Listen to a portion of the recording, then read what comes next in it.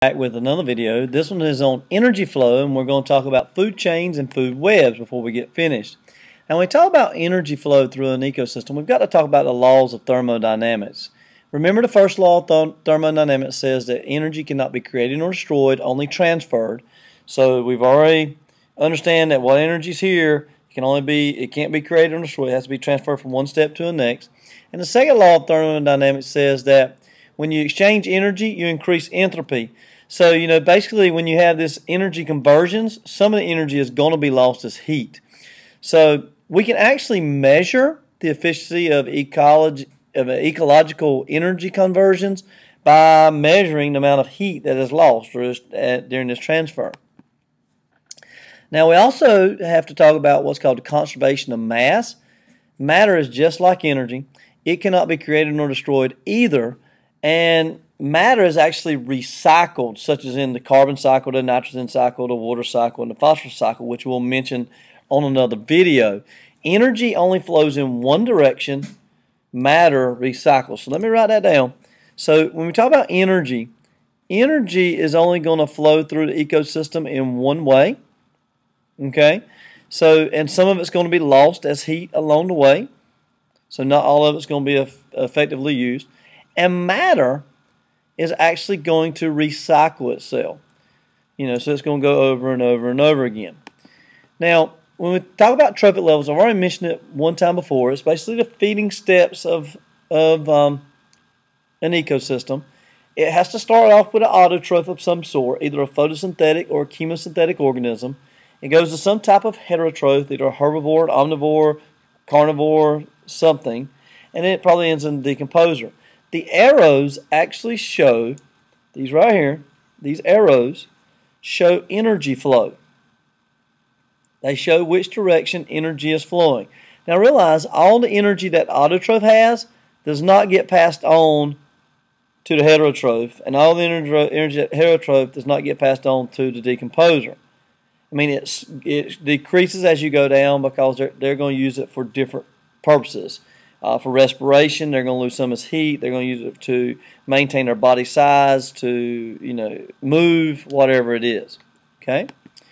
Now, when we look at the trophic levels oftentimes are represented by an ecological pyramid, which is over here on the right-hand side. And if you'll notice, at the bottom is the biggest, and as you go up, it's the smallest. This has two variances. Number one, it shows how much energy. So if we start out with 100% energy at the bottom, we have only 10% energy at the first trophic level. At the second trophic level. So this is the second trophic level. This is the first. At the third trophic level, we only have 1%. And at the fourth, we have only 0.1. And that's because only 10% of the energy is passed from one trophic level to the next. The next thing I want you to notice is that, this could also show biomass. So according to this, there's a bigger biomass of producers than there are consumers, and there are secondary consumers and tertiary consumers. Let me speak about each one of these for just a minute, what I mean by this. A primary consumer is going to be a primary producer is going to be an autotroph of some sort. It's going to either be a can't speak, I've gone brain dead. It's going to be either a photosynthetic or a chemosynthetic organism. The primary consumer has to be something that can eat an autotroph. So usually we're thinking about a herbivore or an omnivore here. Okay? And it's going to be in the second trophic level. Autotrophs are always in the first. Secondary consumer is going to be in the third trophic level, and it's going to have to be an omnivore or a carnivore. Herbivores can't be in this level because herbivores eat plants, and plants can't be consumers. So you see how it kind of works. And the tertiary consumer are in the fourth trophic level. These are also your omnivores, your carnivores, etc. And then lastly, you have your detrivores or decomposers. And these are the ones that break down dead material. They're also heterotrophs. But this shows 5 steps. Food chains do not have to be 5 steps, and we'll talk about that in just a second. Now, this other diagram over here shows the relative amount of energy. You got 1 million joules of sunlight come to the planet. Only 10,000 joules are actually used by the plant.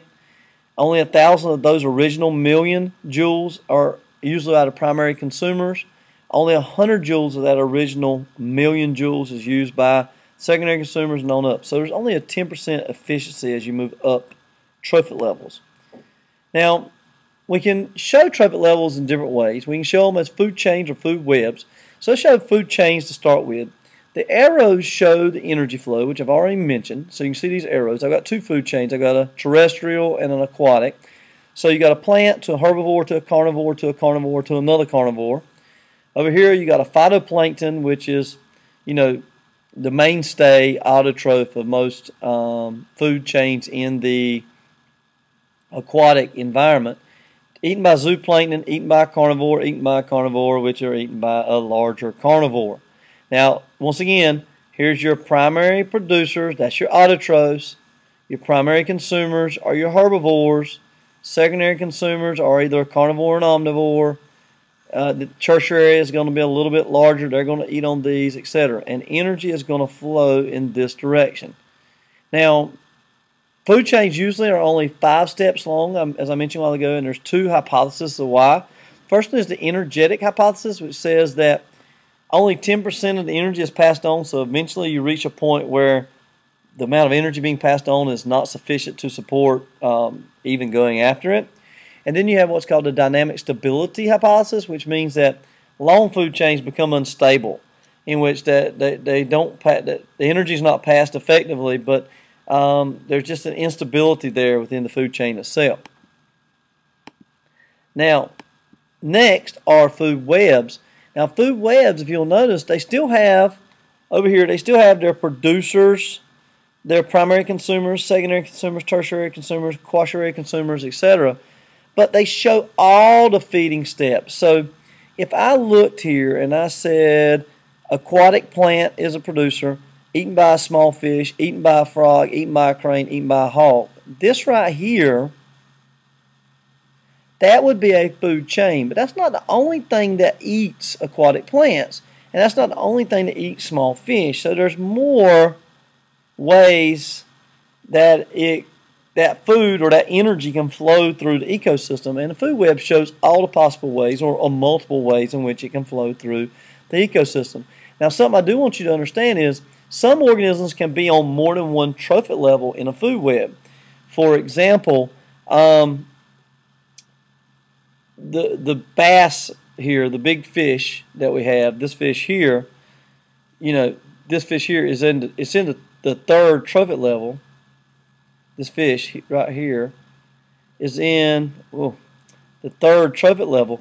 But if this fish actually ate a frog, then it would be in the 4th trophic level, right? So 1, 2, this is also 2, 3. So if you go 1, 2, 3, he'd be in the 3rd. But if you go 1, 2, frog eats him and then he eats him, be 4. So they can be on different trophic levels depending on what food chain you're looking at. Now, whenever we talk about trophic levels and we talk about energy flow, we have to talk about primary production. The amount of light energy converted to chemical energy during a given period of time is basically what primary production is when plants take the light energy and convert it to a sugar. So how much they do is the primary productivity.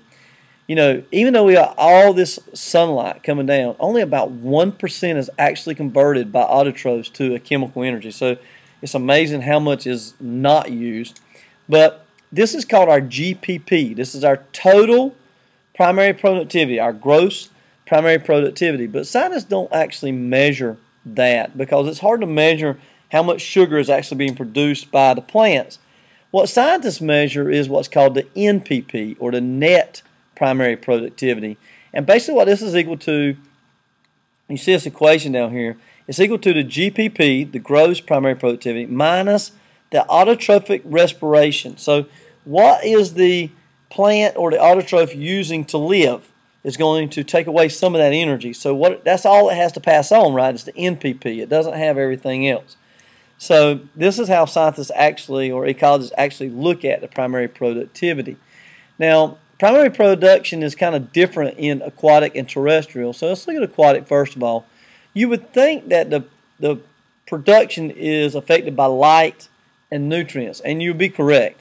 Light often is thought of, and I misspelled thought there, is often thought to be the most important because it drives photosynthesis. But in an aquatic environment, nutrients are the main limit to primary productivity, because without the nutrients in the water, the plants are unable to do photosynthesis and make sugars or do primary production.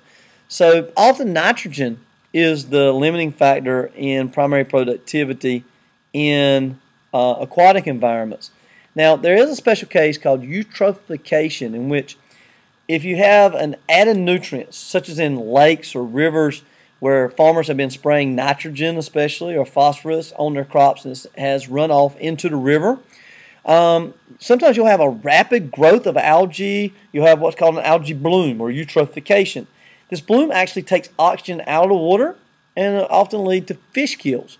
So eutrophication is not a good thing. Next, you have the primary production terrestrially. Of course, light still affects it here and nutrients still affect it, but the main controlling factors here are temperature and moisture. You know, how hot it gets and how much rainfall. And if you look here on this chart, primary productivity, the highest is in red. The red regions right here in the middle, that's around the equator. The tropical rainforest has a lot of water and temperature, sunlight, so that makes sense. The lowest areas are in blue. I could go to blue. The lowest areas are in blue, which are at your ice caps, right? And also like in your desert regions, the ones that have desert regions. And think about it. Primary productivity is measuring how much sunlight is being converted to chemical. And in the desert and in the ice caps, you don't have very many plants. So the primary production in these areas is going to be very low. Alright guys, I hope this helps you understand energy flow a little bit, and I will talk to you very soon.